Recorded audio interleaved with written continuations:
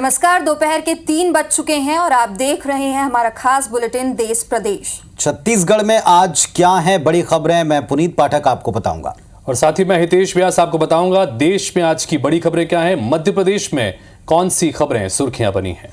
यानी छत्तीसगढ़, मध्य प्रदेश समेत देश की हर बड़ी खबर का अपडेट मिलेगा हम तीनों एंकर्स के साथ अगले आधे घंटे। तो अगले आधे घंटे हमारे साथ देश प्रदेश की 30 अहम खबरों को देखिए, बने रहिए IBC 24 के साथ। और चलिए शुरू करते हैं आज की सबसे बड़ी खबर जो आ रही है छत्तीसगढ़ से।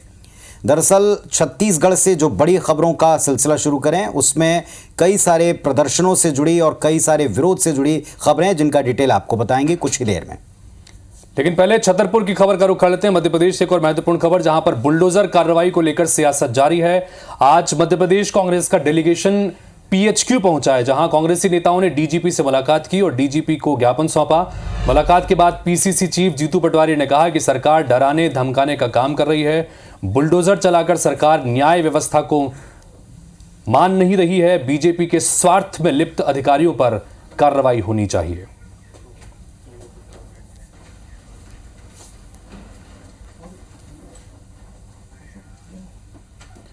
तो छतरपुर में जो कार्रवाई हुई उसको लेकर अब प्रतिक्रियाएं सामने आ रही हैं।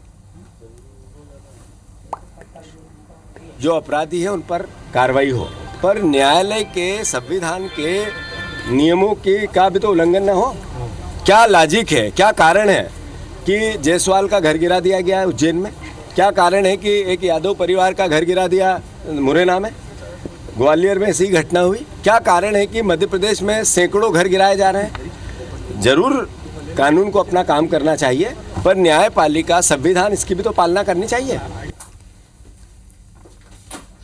तो आज का दिन कांग्रेस पार्टी के लिए प्रदर्शन का दिन कहें तो गलत नहीं होगा। जैसे वहां प्रदर्शन हुआ बुलडोजर वाले एक्शन के खिलाफ, तो यहां विधायक देवेंद्र यादव की गिरफ्तारी के खिलाफ कांग्रेस पार्टी ने प्रदेश व्यापी मोर्चा खोल रखा है। रायपुर में प्रदर्शन में PCC चीफ दीपक बैच शामिल हुए हैं। कांग्रेसी देवेंद्र यादव की गिरफ्तारी का विरोध करें और रिहाई की मांग करते नजर आए। इधर दुर्ग में कांग्रेस ने गिरफ्तारी के खिलाफ प्रदर्शन किया, जिसमें पूर्व मुख्यमंत्री भूपेश बघेल शामिल हुए। 2 दिग्गजों ने अलग अलग शहरों में प्रदर्शन किया और हर एक शहर में विधायक देवेंद्र यादव जो 17 तारीख को गिरफ्तार हुए थे, उनकी गिरफ्तारी के खिलाफ सड़कों पर उतरे हैं कांग्रेसी। कांग्रेस पार्टी के हमारे कार्यकर्ता, हमारे विधायकों पर कार्रवाई हो रही है, इसका प्रदेश कांग्रेस कमेटी विरोध करती है और साथ ही चुनौती देती है कि आप में हिम्मत है तो नार्को टेस्ट कराना चाहिए। क्या भारतीय जनता पार्टी को मैं पूछना चाहता हूं इस सरकार से, क्या मुख्यमंत्री का नार्को टेस्ट होगा? क्या गृह मंत्री का नार्को टेस्ट होगा? जिस घटना को पूरी तरह से अंजाम दिया है, इस घटना को घटनाक्रम करने में शामिल है।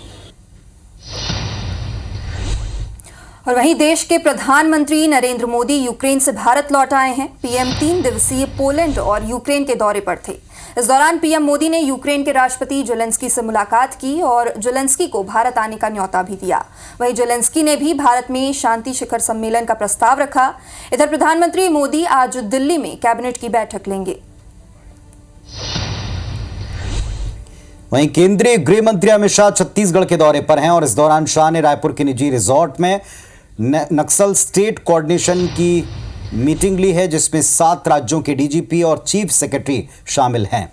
इसके पहले अमित शाह ने चंपारण के महाप्रभु वल्लभाचार्य में मंदिर में पहुंचकर पूजन अर्चन किया। उनके साथ मुख्यमंत्री विष्णुदेव साय, डिप्टी CM विजय शर्मा भी मौजूद रहे। इधर छतरपुर मामले में धीरेन्द्र कृष्ण शास्त्री के बयान पर कांग्रेस के पूर्व विधायक कुणाल चौधरी ने पलटवार किया है। उन्होंने कहा कि धर्माचार्य का काम है प्रेम के भाव को बताएं।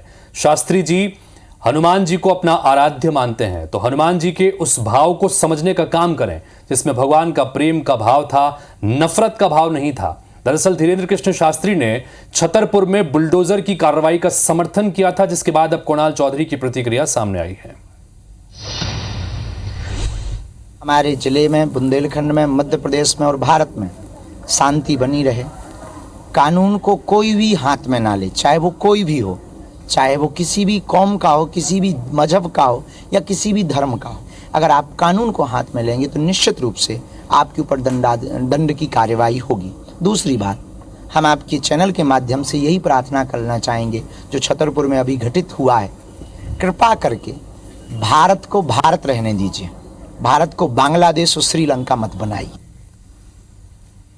और धर्माचार्यों का काम होना चाहिए कि कैसे धर्म के उस प्रेम के भाव को बताएं। शास्त्री जी भगवान हनुमान जी के आराध्य माने जाते हैं, पर हनुमान जी के उस भाव को समझने का काम करें। कृष्ण के उस भाव को जो प्रेम का भाव था, नफरत का भाव नहीं था, राम का वो भाव जिसमें उन्होंने रावण से भी नफरत नहीं करी थी, तो इस भाव को समझे। इसमें विमनस्ता फैलाने की जगह मूल मुद्दों की बात करने का काम करें।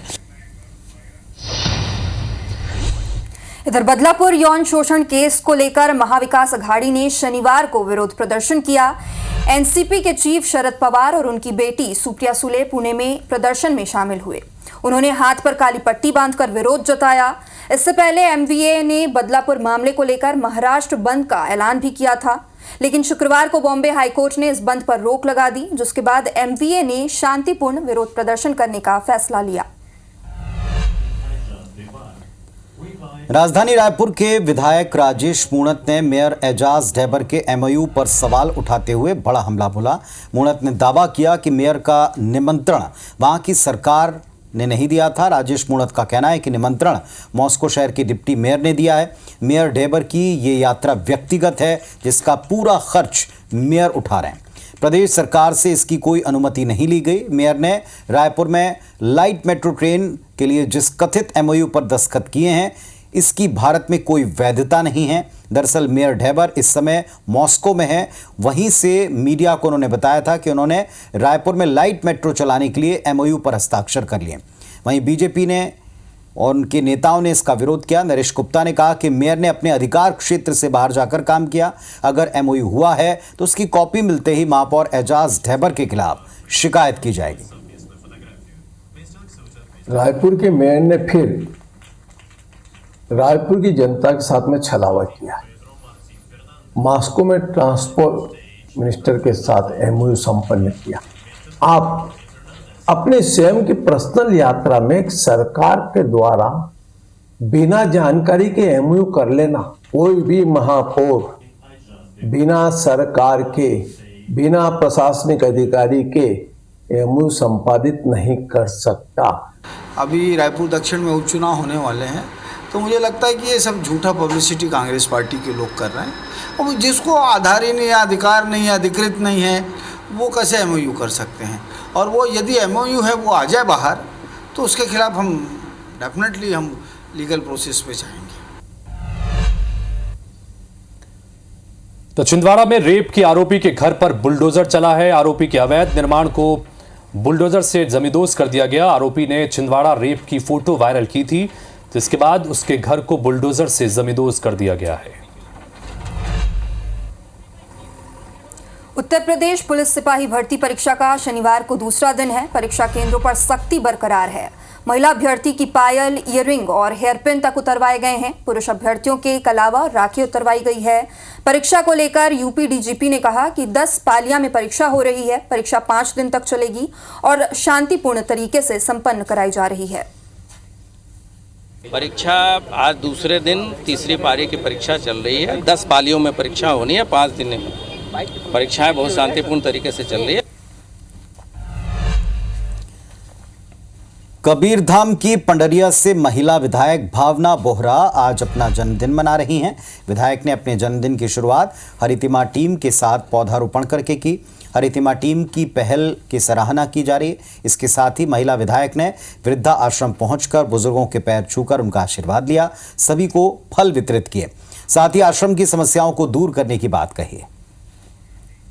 खास तरीके से हुए हरितिमा ग्रुप का मैं अभिनंदन करूंगी कि जो पहला दिन का बर्थडे सेलिब्रेशन है उनके साइड से हुआ और एक अच्छे शुभ काम के साथ हम लोगों ने यहाँ पे पौधारोपण किया। जैसा कि वो लगातार उनकी टीम लगातार इस क्षेत्र में काम करे, तो मुझे भी अवसर मिला है आज यहाँ पे आकर के वृक्षारोपण करने का। 9,500 पौधे लगभग लोग टीम में लगा चुकी है। तो मुझे लगता है कॉन्स्टेंटली कोई चीजों को कंटिन्यू करना वो ज्यादा बड़ा टास्क है। प्रदूषण बहुत भयानक स्तर पे, तो मैं सोचा है कि कम से कम इस चीज को दिमाग में रखें कि अपन अपने क्षेत्र को कम से कम हरा भरा करने में योगदान कर सके।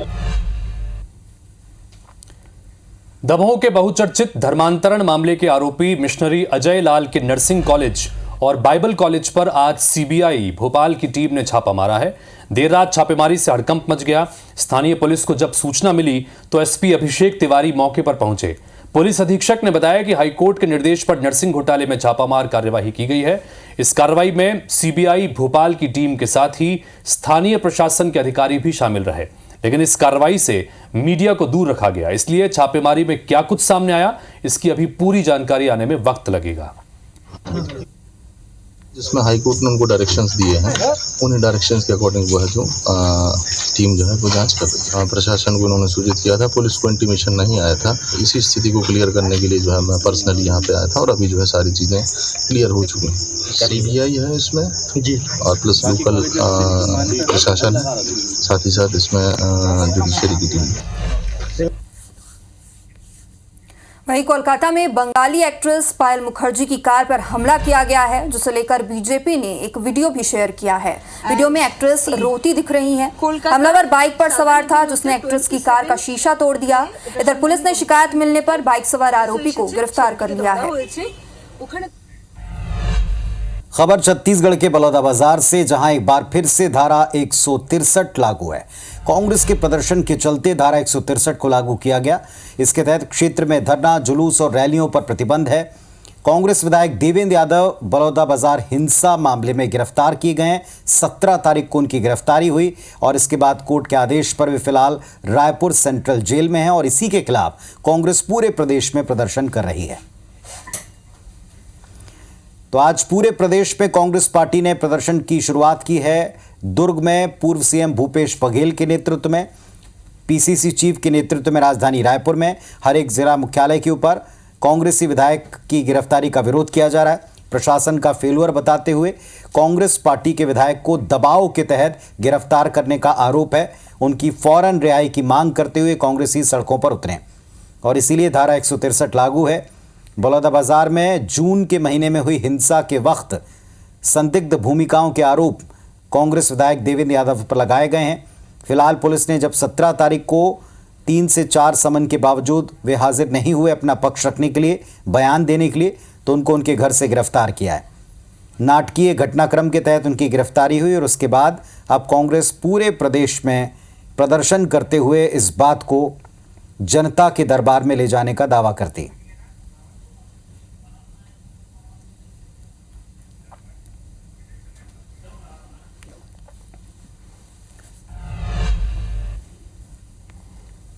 तो कांग्रेस नेता प्रियंका गांधी ने बयान दिया है कि बुलडोजर न्याय बंद होना चाहिए। अगर कोई किसी अपराध का आरोपी है तो उसका अपराध, उसकी सजा सिर्फ अदालत तय कर सकती है, लेकिन आरोप लगते ही आरोपी के परिवार को सजा देना, उनके सिर से छत छीन लेना, आरोपी का घर ढहा देना, ये न्याय नहीं है, बर्बरता और अन्याय की पराकाष्ठा है।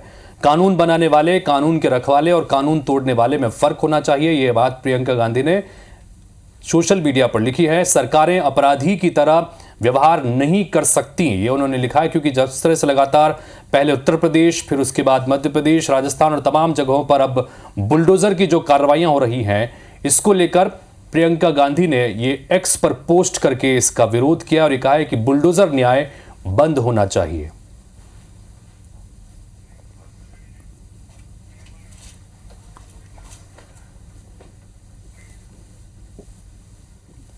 तो प्रियंका गांधी ने, कांग्रेस की राष्ट्रीय महासचिव है, उन्होंने ये एक्स पर पोस्ट लिखा है और बुलडोजर न्याय बंद होना चाहिए। उन्होंने कहा कि जहां जहां पर भी बुलडोजर की कार्रवाई हो रही है उसको लेकर सवाल उठाते हुए उन्होंने ये लंबा पोस्ट लिखा है। कानून बनाने वाले, कानून के रखवाले और कानून तोड़ने वाले में फर्क होना चाहिए। सरकारें अपराधी की तरह व्यवहार नहीं कर सकती हैं।